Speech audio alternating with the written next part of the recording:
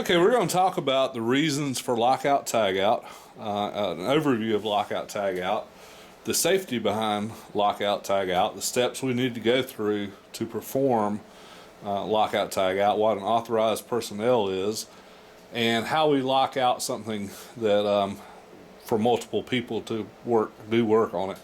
And we're also going to mention requirements for lockout tagout devices, and also a lockout tagout demonstration before it's all said and done. And the box you're seeing in the video here is a picture of a box that we can lock out for this particular piece of equipment. The reason we lock out tagout is for safety of personnel, obviously, and that is dictated by OSHA. The Control of Hazardous Energy Standard 29 Code of Federal Regulations CFR 1910.147 is more commonly known as the lockout tagout standard.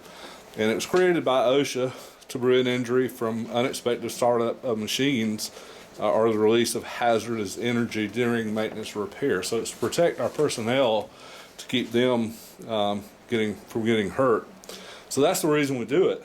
Kind of an overview is that the best way to prevent energy is to get rid of all power from machines, and that includes not only electrical power but other means. We have pneumatic, hydraulic, and we have stored energy. We need to make sure we disengage that as well.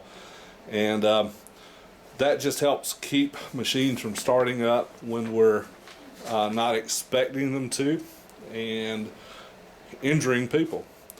According to OSHA, there are about 39 million people protected by lockout tagout. 3 million of those every day potentially service equipment. And OSHA estimates that a daily fatality rate that's avoided through proper use of lockout tagout is 122 fatalities. And some are in the neighborhood of 30,000 lost work days and 30,000 non-lost work days. So in other words, by not hurting people, we're keeping them on the job and keeping employer costs down too. So that's a side benefit, but the primary reason is obviously to keep from injuring people. So let's talk about steps now.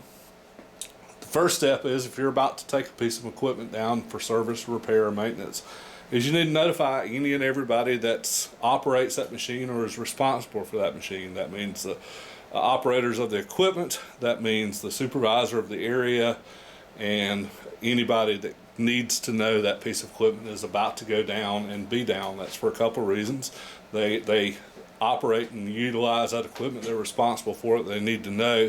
And secondly, that keeps them from trying to start up a piece of equipment while you're trying to perform maintenance. But if you do proper lockout, that shouldn't be a problem.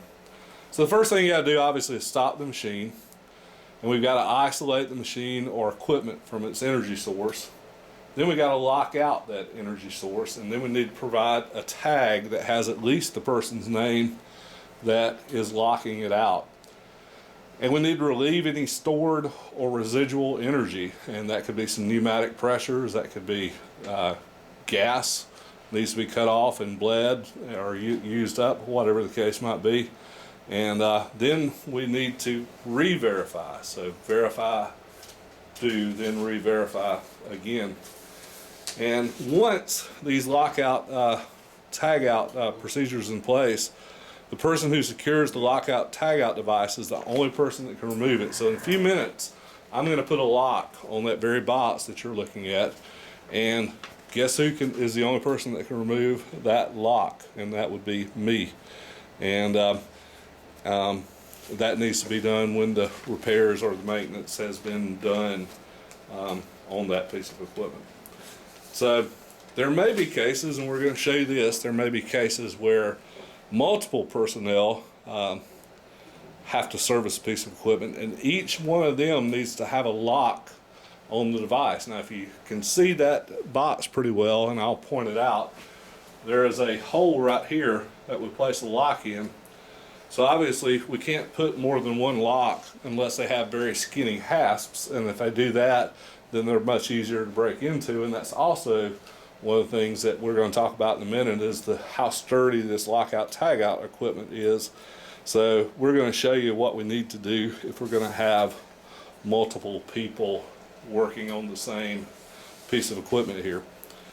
Lockout tagout devices must meet certain requirements. They must be made from a material that prevents machine or equipment from being energized. So this is no good if we put something on there that doesn't allow it to be started up.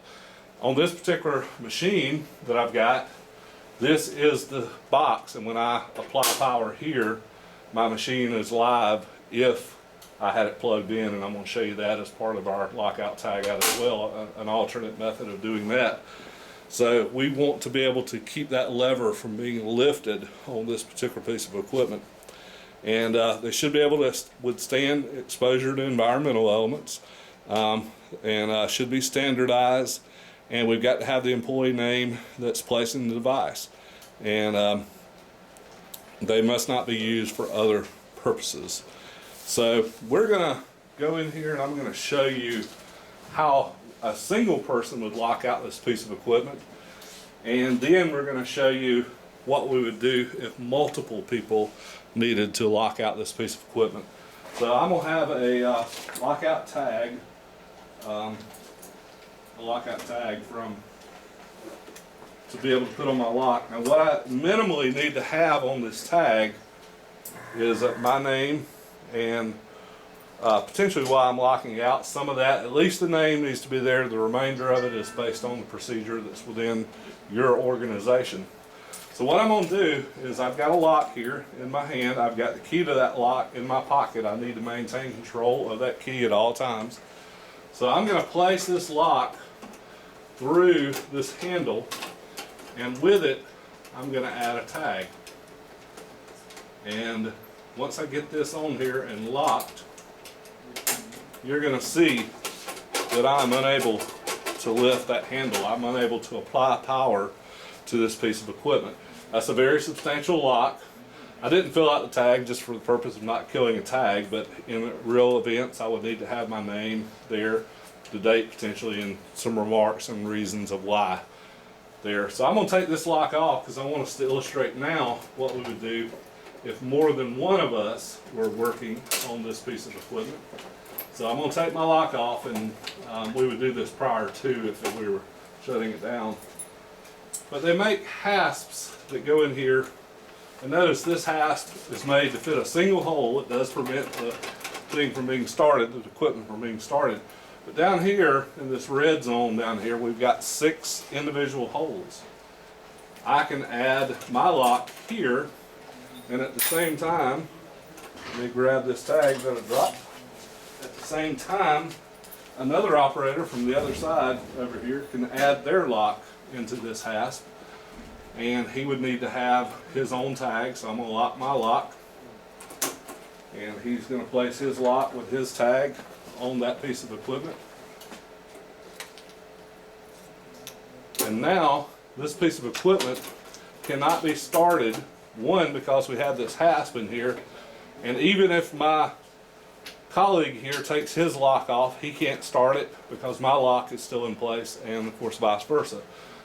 I could not start it with his lock still in place.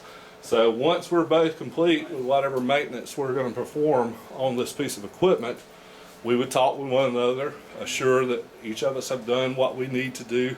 We're both finished, and we're both going to remove our locks and get the machine ready to be repowered at this point. So that is a lockout tagout using this type of box. We're going to show you one more that's just kind of a neat device, and I'll have to bring it up in here to the field of view. This particular piece of equipment is a trainer in my classroom, and you can see here, here's a plug that plugs into the wall, and here's this little canister. Now this canister can go around and actually clasp. I'm probably holding it too low. If you hold the back end of that canister, Mr. Casey, I would appreciate it. And I'm going to bring this, swap these just a second, this will be a little bit. I'm going to bring this clasp around, and what I'm actually doing is enclosing this cord inside of this canister. So there's no way that that cord could be started up. I'm going to take the same hasp that I had, and I'll have to hold this with both hands so it's off camera for a moment, but I'll bring it back and let you see it in just a moment. So now you can see I've run this hasp through this cord The cord is inside, the plug is inside this canister. We're going to close this, and both Mr. Kaysen and myself would then apply our locks and our tags to this cord. I'm going to do it first and then let him do it. A little more bulky, a little more hard to do, especially when you're holding it up for the camera. But you can see my plug is safely contained inside my canister. My lock is on here with my tag, Mr. Kaysen. I'm going to hold it for him while he places his lock and his tag. And this is another way we can lock out a piece of equipment. Now, if this plug could just be pulled out and another plug placed right in its place, a lot of your computers and a lot of other things have that on there. This would not be a really valid way to lock out this piece of equipment, but this particular cord is hardwired into this device. So this is just as good of a lockout as locking out this box. In fact, this would be locking out while we're operating on the trainer side. This locks it out for when we're wanting to protect from voltage inside the box. So we keep this locked when students aren't using it.